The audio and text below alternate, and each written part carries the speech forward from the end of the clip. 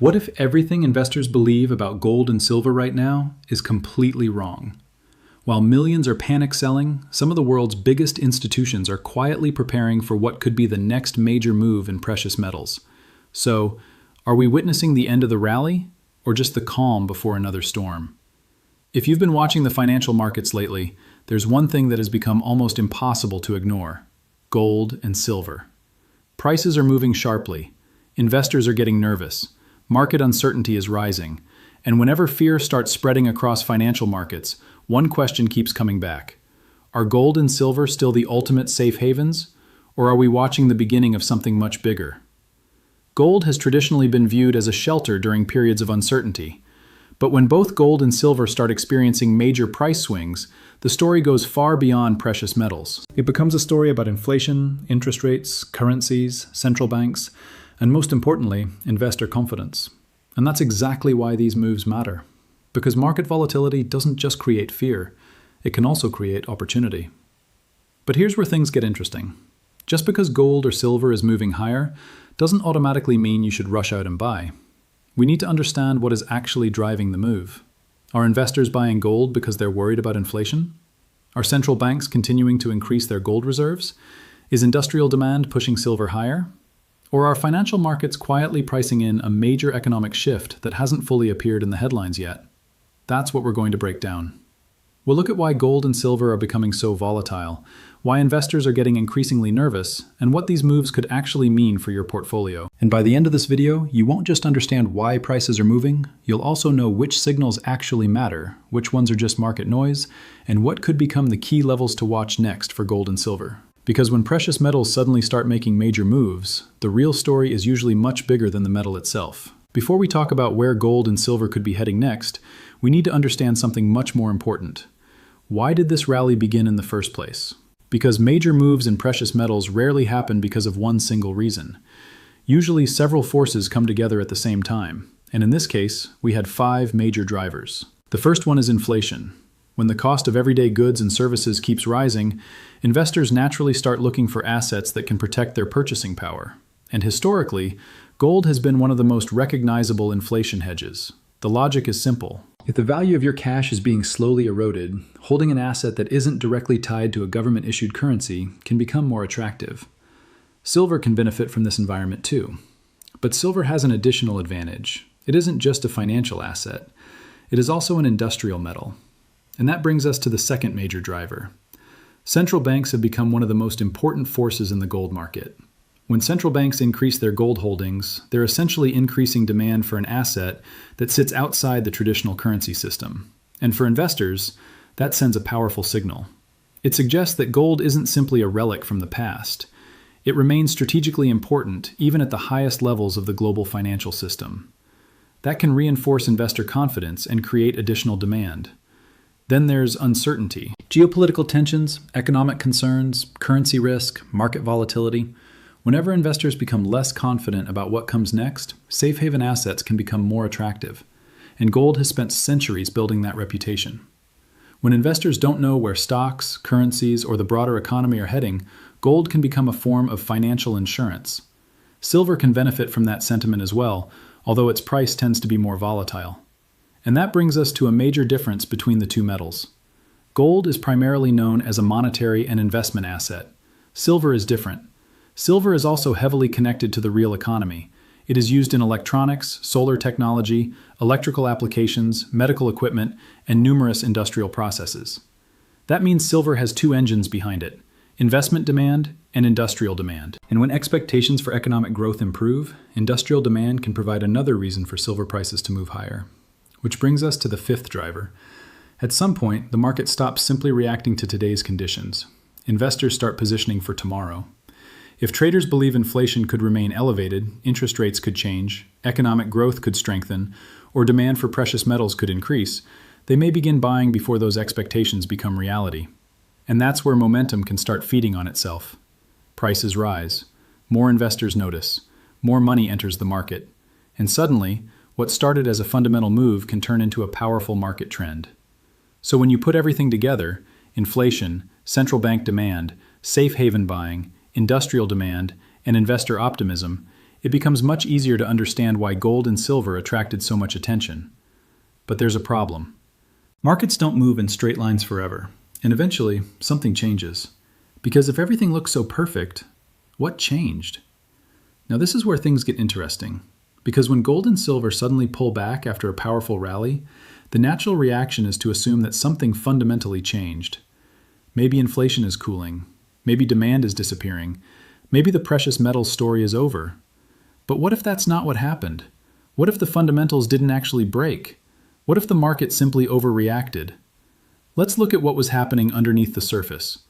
One of the biggest factors influencing gold is the outlook for interest rates. Why? Because gold doesn't pay interest. So when investors expect interest rates to remain high, traditional interest-bearing assets can become more attractive compared with gold. But when expectations shift toward lower rates, the equation can change quickly. Suddenly, the opportunity cost of holding gold becomes less painful, and that can bring investors back into the market. The key point is that markets don't wait for the Federal Reserve to actually cut rates.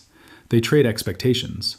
If traders believe monetary policy could become more supportive in the future, gold can start reacting long before the policy change actually happens. And when those expectations suddenly shift in the opposite direction, prices can move just as quickly. Then we have the US dollar. This is another major piece of the puzzle. Gold is priced globally in dollars. So when the dollar strengthens, gold can become more expensive for buyers using other currencies. That can put pressure on demand and create a headwind for precious metals. And this is why you can sometimes see something that looks confusing. The underlying demand for gold hasn't disappeared, but a stronger dollar can still push prices lower in the short term. That's important because a short-term price decline doesn't necessarily mean the long-term investment thesis has collapsed. Sometimes it's simply the currency effect. Now let's talk about something much more basic: investors taking profits. Imagine you bought gold after a major move began. The price rises significantly. At some point, you have a decision to make. Do you keep holding, or do you lock in some of those gains? When enough investors make the same decision at the same time, selling pressure can suddenly become very powerful. And this is especially common after an extended rally. The market doesn't necessarily need bad news to fall. Sometimes the market simply needs investors who are sitting on big profits. A pullback can therefore be less about panic and more about traders saying, "I've made enough. I'm taking some money off the table." And then we reach the part that can make these moves even more dramatic: institutional positioning. Large funds, banks, asset managers, and other institutional investors don't necessarily trade the way individual investors do. They may adjust positions because of risk limits, portfolio rebalancing, changing market expectations, or simple profit taking. And when large amounts of capital move at once, prices can react very quickly. That can create a chain reaction. One institution reduces exposure, another follows. Short-term traders see the selling, momentum weakens, more traders begin selling, and suddenly, a relatively normal adjustment can look like a complete collapse. But here's the important distinction. Price action and fundamentals are not always the same thing. A market can fall sharply even when the long-term reasons for owning an asset haven't completely disappeared. And that's why investors need to separate a genuine fundamental breakdown from a temporary market reaction. Because sometimes the biggest mistake isn't selling when prices fall. It's assuming that every price drop means the entire story is over. But that wasn't the whole story. Another force was quietly building behind the scenes. Now we get to one of the most important questions in this entire story. Why did silver fall so much harder than gold? At first glance, that might seem strange. After all, both are precious metals. Both can attract investors during periods of uncertainty, and both can benefit from inflation concerns. So why does silver often get hit much harder when the market turns? The answer comes down to one major difference. Gold is primarily a monetary and safe haven asset. Silver is both a precious metal and an industrial commodity. And that changes everything. When investors become nervous about the economy, gold can actually benefit from that fear. People often buy gold because they want protection from uncertainty. Silver doesn't work exactly the same way. A huge part of silver demand comes from the real economy. Silver is used in electronics, electrical components, medical applications, automobiles, and especially renewable energy technology. That means silver isn't just responding to investor sentiment, it's also responding to expectations about economic activity and industrial production. If investors start worrying that the economy is slowing down, silver can get hit from both directions. Investment demand weakens, and industrial demand expectations can weaken at the same time. Gold may only have to deal with one side of the equation. Silver can get squeezed from both. And then there is solar. The global transition toward renewable energy has created an important source of demand for silver because silver is used in photovoltaic technology. That long-term demand story is one reason many investors remain bullish on silver. But there is an important catch. Solar manufacturers are constantly looking for ways to reduce the amount of silver used per unit. Why? Because silver is expensive. If a manufacturer can use less silver while maintaining the same performance, that can reduce production costs. So even when solar installations continue growing, the amount of silver required for each individual panel can change. This is a crucial distinction. More solar panels does not automatically mean demand for silver rises at exactly the same rate. The technology itself keeps evolving, and that leads directly into manufacturing costs. Industrial companies don't simply ask, "Do we need silver?" They also ask, "How much silver can we afford to use?" When silver prices rise aggressively, manufacturers have a powerful incentive to improve efficiency, reduce usage, redesign components, or search for alternatives. That creates a natural pressure valve. Higher prices can eventually encourage buyers to use less of the expensive material. And that's very different from gold. You can't simply redesign a central bank's gold reserves to use 20% less gold. Silver has a much more complicated relationship with its buyers because it's part of a manufacturing ecosystem. Another factor investors watch is substitution. In certain applications, manufacturers may explore copper or other materials as alternatives to silver when economics make that attractive. Copper is dramatically more abundant and generally cheaper. But substitution isn't always simple. Silver has unique electrical and physical properties, so replacing it can involve engineering challenges, performance trade-offs, and additional costs. Still, the possibility matters.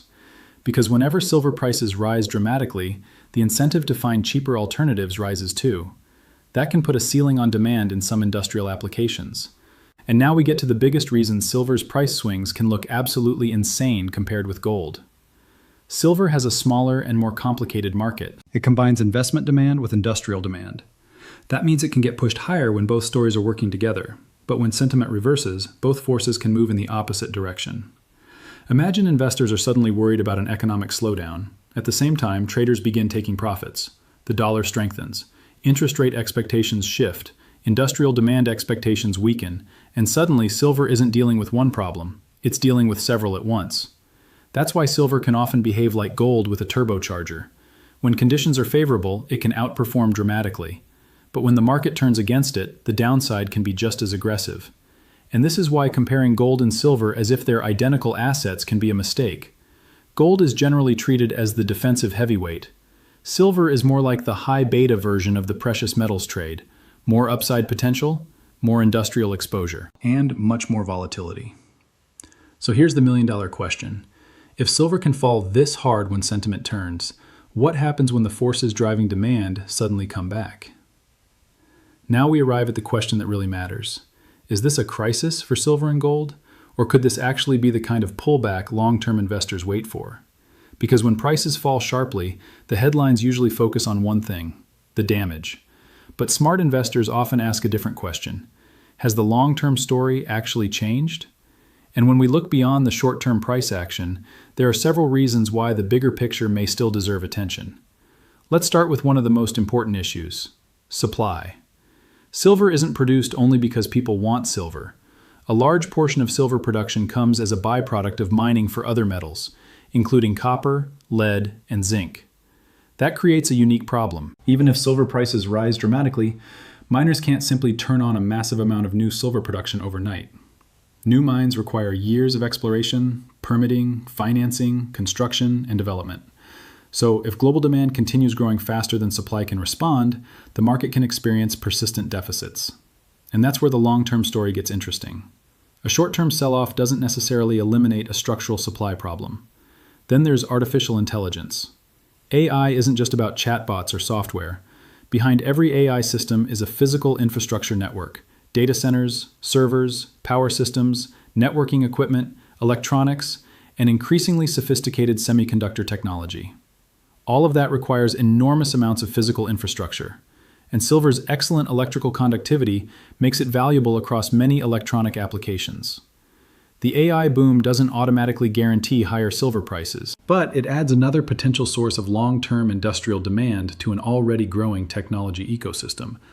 And that's important because the world is becoming increasingly dependent on electricity and electronics. The same concept applies to electric vehicles. EVs require extensive electrical and electronic systems. They contain more electronics, sensors, power management components, and electrical connections than traditional vehicles. As global vehicle technology becomes more electrified, demand for industrial metals can increase. Again, this doesn't mean every EV automatically creates a massive surge in silver demand. Technology evolves, manufacturers reduce material usage, substitution happens. But the broader trend is undeniable. The global economy is becoming more dependent on advanced electrical infrastructure. And that creates a long-term demand story that investors can't simply ignore. 4. Semiconductors and electronics. Then we have semiconductors.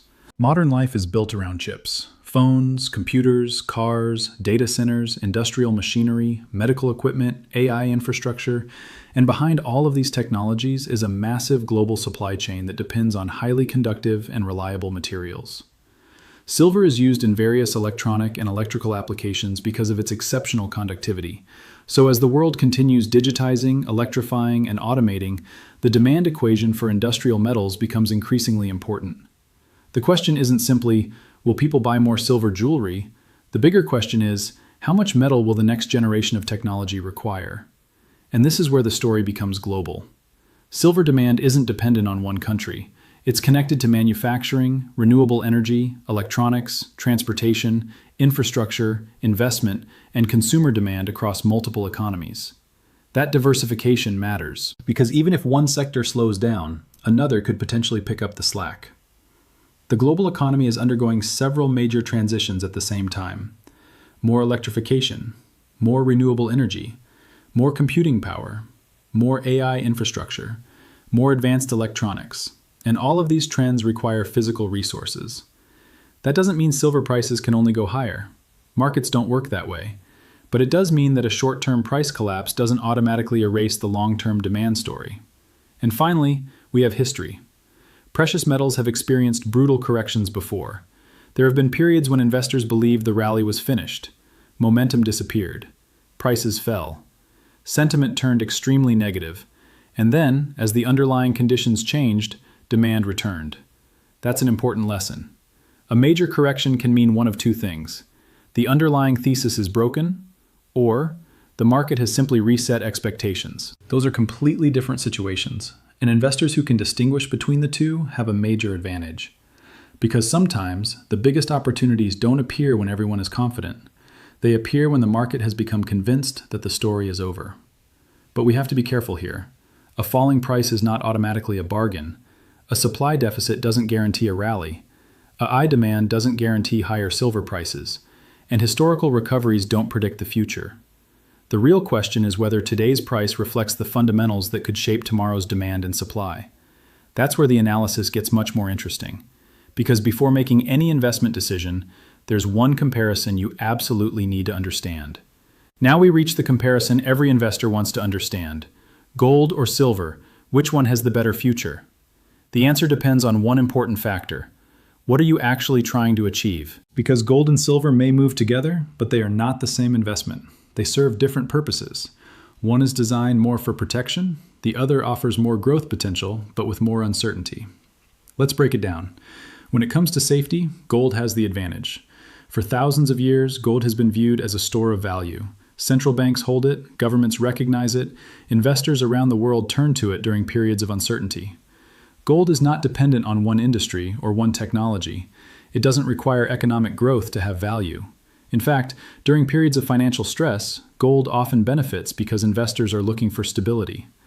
That's why many investors consider gold a form of financial insurance. It may not always deliver the highest returns, but its primary purpose is protection. Now, when it comes to growth potential, silver becomes much more interesting. Silver has multiple demand drivers. It can benefit from investor demand like gold, but it can also benefit from industrial growth, solar energy, electronics, electric vehicles, technology infrastructure, manufacturing. These additional uses create more opportunities for demand expansion. And because silver's market is smaller compared with gold, strong demand increases can create much larger price movements. This is why silver can sometimes outperform gold during powerful commodity cycles. But that extra upside comes with a cost. Silver is simply more volatile. When precious metals are rising, silver can often move faster. Investors see stronger percentage gains, momentum builds, more traders enter, and the rally can accelerate. But the opposite is also true. When sentiment turns negative, silver can fall harder and faster. A stronger dollar, higher interest rate expectations, or weaker industrial outlook can create significant pressure. Gold usually behaves like the calmer asset. Silver behaves more like the higher risk, higher reward version. The risks are also different. Gold's biggest risks are often connected to rising interest rates, a stronger dollar, reduced demand for safe haven assets. Silver has all of those risks plus additional ones: economic slowdowns, lower industrial production, manufacturing weakness, changes in technology demand. Because silver is tied to the real economy, it can be affected by factors that don't impact gold as strongly. That doesn't make silver worse, it simply makes it different. When investors look at returns, the temptation is always to chase the asset with the biggest upside. And historically, silver has had periods where it delivered explosive moves. But investors need to remember something. Higher potential returns usually come with higher uncertainty. Gold may provide slower, more stable growth. Silver may provide larger opportunities, but investors must be prepared for bigger price swings. The best choice depends on your goals, timeline, and risk tolerance. So who is gold actually for? Gold may appeal more to investors who prioritize wealth preservation, portfolio protection, lower volatility, long-term stability. It is often viewed as a defensive asset. Now, who might prefer silver? Silver may appeal more to investors who are comfortable with larger price swings, higher risk, industrial growth exposure, greater upside potential. It is more of a growth-oriented precious metals play, but there is no universal winner. The better question isn't which metal is better. The better question is which metal better fits your investment strategy. A conservative investor may prefer the stability of gold. A more aggressive investor may prefer the potential of silver. And some investors choose a combination of both to balance protection and growth. Because ultimately, successful investing isn't about finding the one perfect asset. It's about understanding what role each asset plays in your portfolio. And after understanding the differences between gold and silver, the next question becomes even more important. So, what should investors actually watch from here? Now that we understand where gold and silver came from, the next question becomes, what could actually trigger the next major move? Because markets don't move randomly. Big price movements usually happen when investors begin reacting to changes in a few key areas. And for precious metals, there are several signals that could determine what happens next. The first major factor is inflation. Every new inflation report gives investors fresh information about the direction of the economy. If inflation remains stubbornly high, investors may become more concerned about the long-term purchasing power of their money. That can increase demand for assets like gold and silver. But if inflation continues falling faster than expected, investors may believe the pressure on central banks is decreasing, and that could change the way markets think about interest rates. The important thing is not just whether inflation is high or low. Markets care about one thing. Is inflation moving in the direction investors expected? A surprise in either direction can create major price movements. The Federal Reserve remains one of the biggest influences on precious metals. Why? Because the Fed controls one of the most important factors in global finance, the cost of money. When the Fed takes a more aggressive approach and signals higher rates for longer, it can create pressure on gold and silver. Higher rates can make bonds and other yield-producing assets more attractive. But when the Fed becomes more supportive or signals potential rate cuts, precious metals can benefit. The key point is this: markets don't wait for the Fed to act. They react to expectations. A single speech, economic forecast, or policy signal can quickly change investor sentiment. Interest rates are closely connected to the Federal Reserve, but they deserve their own attention. For gold especially, real interest rates are extremely important. When investors believe they can earn attractive returns from cash or bonds, holding gold becomes less appealing. But when real returns decline, gold can become more competitive. This is why changes in rate expectations can create sudden moves. A small shift in expectations can lead billions of dollars to move into or out of precious metals. Another major factor to watch is money flowing into exchange-traded funds, or ETFs. ETFs make it easier for large numbers of investors to gain exposure to gold and silver without directly buying physical metal. When investors become more optimistic, ETF demand can increase. And when large amounts of money flow into these products, It can create additional buying pressure in the market. On the other hand, significant ETF outflows can signal that investors are reducing exposure. This doesn't always predict the future, but it shows where investor sentiment is moving. Central banks have become one of the most important long-term forces in the gold market. When central banks increase their gold reserves, they create consistent demand. More importantly, it sends a psychological message to the market. Gold still matters at the highest levels of the global financial system. If central bank buying remains strong, it could continue providing support for gold prices. And because gold often influences broader precious metal sentiment, it can also impact silver. Finally, we have the biggest factor of all, the global economy. A strong global economy can support industrial metals because manufacturing activity increases. That can be positive for silver because of its industrial uses. But economic uncertainty can also support gold because investors look for protection. This creates an interesting situation. A weaker economy may help gold through safe haven demand. A stronger, technology-driven economy may help silver through industrial demand. So the economic environment matters, but the impact depends on which metal we're talking about. When we look ahead, investors should not focus on one single headline. The next major move in gold and silver will likely come from a combination of factors: where inflation is heading, what the Federal Reserve does next, how interest rate expectations change, whether investors return through ETFs, whether central banks continue buying, how the global economy performs. These are the signals that separate short-term market noise from meaningful trends. Because in the end, the biggest moves in precious metals usually happen when multiple forces line up at the same time. And that leads us to the final question every investor wants answered. What should you actually do with gold and silver right now? After everything we've discussed, we come to the most important question. What is the biggest lesson investors should take away from this entire gold and silver story? The first lesson is simple. Markets don't move in a straight line. Even the strongest long-term trends experience corrections. Gold and silver didn't pull back because the entire story suddenly disappeared. Markets corrected because expectations changed. Interest rate forecasts shifted. The dollar strengthened. Investors took profits. Large institutions adjusted their positions. Short-term sentiment changed. And when enough investors react at the same time, even strong assets can experience sharp declines. But a price correction and a broken fundamental story are two completely different things. That's the second lesson. Short-term price movements are often driven by emotions: fear, greed, momentum, headlines. But long-term trends are usually driven by something deeper: supply and demand. For gold, that includes inflation concerns, central bank buying, and its role as a store of value. For silver, it includes industrial demand, technology, renewable energy, and the growing need for advanced electronics. The market can ignore fundamentals temporarily. It can overreact. It can become too optimistic or too pessimistic. But eventually, reality catches up. The question investors should always ask is not, is the price moving today? The better question is, has the reason behind the investment changed? The biggest mistake investors make is confusing volatility with failure. A falling price doesn't automatically mean an asset is worthless. A rising price doesn't automatically mean an asset is guaranteed to continue higher. Successful investors understand that markets are constantly balancing fear and opportunity. When prices rise, everyone becomes interested. When prices fall, confidence disappears. But often, the most important moments happen when emotions are at their strongest. The goal is not to predict every single move. Nobody can do that consistently. The goal is to understand the forces behind the market. What is driving demand? What is changing supply? What economic factors matter? What risks could change the story?